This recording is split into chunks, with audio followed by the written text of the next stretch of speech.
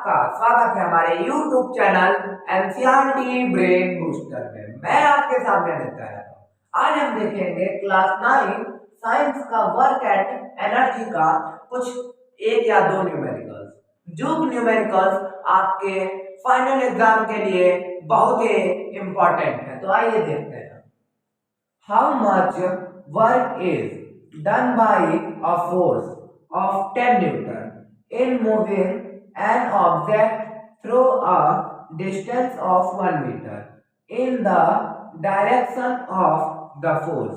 हम पहले ही देखते हैं, क्वेश्चन समझते हैं। हाउ मच वर्क, हमसे पूछा है कि हमारा जो वर्क है इसमें वर्क निकालना है और हमारे पास क्या गिवन है, फोर्स गिवन है और डिस्टेंस गिवन है। आप ऐसे मान लीजिए हमारे पास एक कार है, ठीक, मान लीजिए ये हमारे पास कार है और ये मूव कर रही है।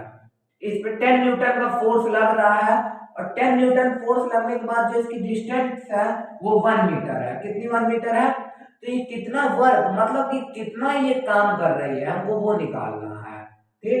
तो इसके लिए जो वर्क निकालने का फॉर्मूला वो होता है W equals to F into S, मतलब कि work equals to force into distance का जो सिंबल होता है उसको हम लोग एस से डिनोट करते हैं। तो इसका जो फॉर्मूला होता है work equals to force into distance. तो हम इस पे वर्क निकालने के लिए हमारे पास फोर्स दिया है, कितना दिया है, 10 न्यूटन, 10 इंटू जो एस दिया है वो दिया है 1 मीटर, ठीक।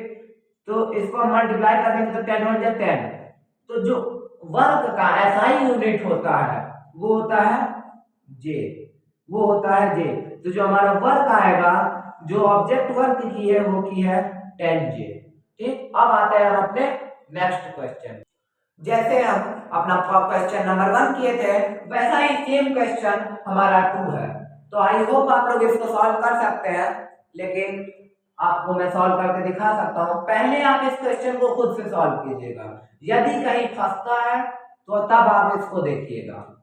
Find the work done by a force of 10 Newton in moving an object through a distance of 2 meter।